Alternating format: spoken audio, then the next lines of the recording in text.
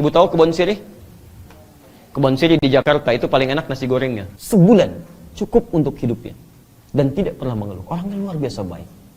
Dan hebatnya, begitu kami datang, itu Masya Allah, diberikan suguhan ikan. Ada buah-buahan, ada makanan. Hebatnya itu berkah hidupnya. Musim buah punya buah. Musim ikan ada ikan. 100.000 tidak mengeluh. Dan ibu coba-coba lihat ya. Berapa banyak yang didapatkan dalam sebulan? Lebih daripada itu. Jadi kalau rezeki yang kita dapatkan tidak membuat kita cukup dalam kehidupan, mengeluh lagi, coba dicek. Mungkin ada yang kurang tepat dalam pencariannya. Hebatnya, begitu saya tanya, mana kambingnya? Allahu Akbar. Saya diperlihatkan kambing, bersih, putih, bagus. Hebatnya, ditutup dengan potongan aqua mulutnya. Yang setengah liter itu ya.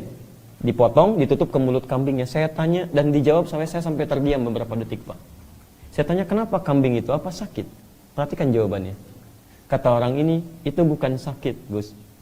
Tapi kambingnya kami bawa dari tempat kami beli, kami tutup mulutnya supaya di jalan tidak memakan yang bukan haknya. Kami tutup mulutnya supaya tidak makan yang bukan miliknya. Karena kadang-kadang kambing dibawa suka ngambil makanan-makanan yang ada di jalan-jalannya. Itu ditutup mulutnya oleh beliau. Ibu bisa bayangkan, jangankan mulut orangnya, mulut kambing. Orang nyari rizki jauh-jauh ke Singapura, ini di Singaparna dapat misalkan ya. Orang-orang jauh keluar, yang ini dekat tiba-tiba hadir.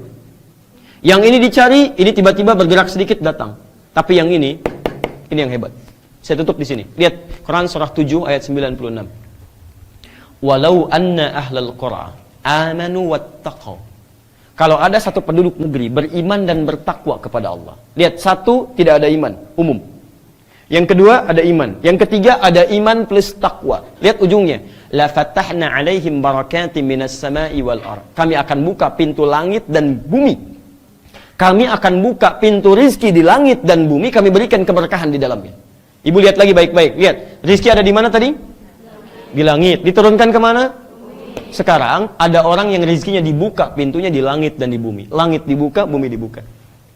Kalau langit bumi sudah dibuka, maka dia tidak melangkah pun. Berdoa kepada Allah, bergerak sedikit, rizki datang kepadanya. Mau makan, tiba-tiba makanan datang. Mau beli sesuatu, tiba-tiba tetangganya traktir misalnya. Itu cuma bahasa manusia. Tapi bahasa Allahnya ketika iman meningkat, takwa meningkat, Masya Allah, ini datang. Nah, saya tutup. Bagaimana cara mencari rizki dengan iman dan takwa? Kalimat takwa disebutkan di Quran 115 kali. Di antara maknanya, itu ada dua. Satu, membangun hubungan baik dengan Allah, hablum minallah. Salat ibu jaga. Ibu boleh tinggal di Oman, silahkan bekerja, tapi jangan sampai salat ditinggalkan. Nah, ibu misalnya di Indonesia, ya salat kadang-kadang masih terhitung. Sampai Oman kurang rajin juga. Kalau sudah sampai ke Oman, ke negeri Arab, belum rajin salat juga, ibu perlu dikirim kemana lagi? Perlu dikirim kemana lagi? Jadi di sini, ayo bismillah. Begitu cari rezeki, salat jangan tinggal. Ayo, salat misalnya dalam sehari berapa waktu? Berapa rakaat? 17 rakaat. Itu yang fardunya. Baiknya itu yang fardunya, tambah sunnahnya. Ayo malam bangun tahajud. Tunaikan salat duha. Begitu ditambah salatnya, maka Allah pun akan tambah kemudahan kita untuk mendapatkan rezeki kita. Ibu nggak percaya silahkan, mulai sekarang tingkatkan salat sunnah. Misal, ya, maaf. Kemarin belum tahajud, malam ini rencanakan saya tahajud. Walaupun 2 rakaat gak apa-apa. Jangan paksakan dulu 11 rakaat ya. Mulai dengan yang mudah-mudah. Kata Nabi, lihat kata Nabi, sholatul laili masna. Orang yang belum biasa sholat malam, mulai dengan 2 rakaat dulu. Kalau sudah mendekati fajar, 2 rakaat tutup dengan witir 1 rakaat. Ya, jangan pengen langsung ke 11. Dulu sahabat Nabi pernah bertanya pada Sayyidah Aisyah. Al-Bukhari nomor hadis 2010.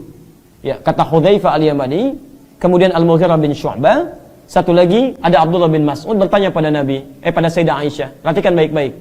Kata mereka, kaifa kanat salatu Rasulullah sallallahu alaihi wasallam? Bagaimana salat malamnya Nabi sallallahu alaihi wasallam?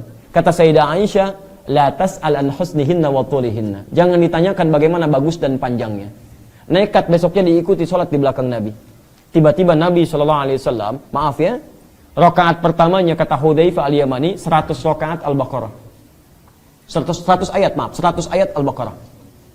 Baru ruku. Kata Abdullah bin Mas'ud, itu masih mending. Saya salat di belakang Nabi 100 ayat belum ruku. Selesai Al-Baqarah, lanjut Ali Imran. Selesai Ali Imran, lanjut An-Nisa. Sampai An-Nisa ayat 176, baru kemudian ruku. Ternyata Nabi, sholat pertamanya 1 rakaatnya 5 juz 4 halaman. besoknya 3 orang ini nggak ikutan lagi. Ya. Karena itu ayo tambah sholatnya. Ya. Yang kedua, terakhir, lihat baik-baik. 1, bangun hubungan dengan Allah. Yang kedua, bangun hubungan baik dengan manusia. Ini ada KBRI di sini, ya. Ada juga masyarakat yang lain. Ibu kalau rezekinya ingin lancar, ayo bangun hubungan baik. Dengan KBRI laporkan keadaan kita. Dengan warga yang lain bangun komunikasi yang baik. Itu ayatnya ada di Quran surah ke-3 Ali Imran ayat 133 sampai 134. Kalau ibu punya hubungan baik dengan KBRI-nya, disampaikan keadaannya, perkembangannya bagaimana, kemudian dengan teman-teman juga baik, hubungannya baik, dengan yang di rumah baik, dengan pegawai yang lain baik, maka insya Allah kata Allah, rezekinya akan mudah dan keberkahan akan dibuka oleh Allah Subhanahu wa taala. Dan kesimpulannya, ikhlas dalam mencari rezeki adalah berusaha mendapatkan rezeki sesuai dengan ketentuan Allah, maka silahkan ibu tingkatkan ikhtiar.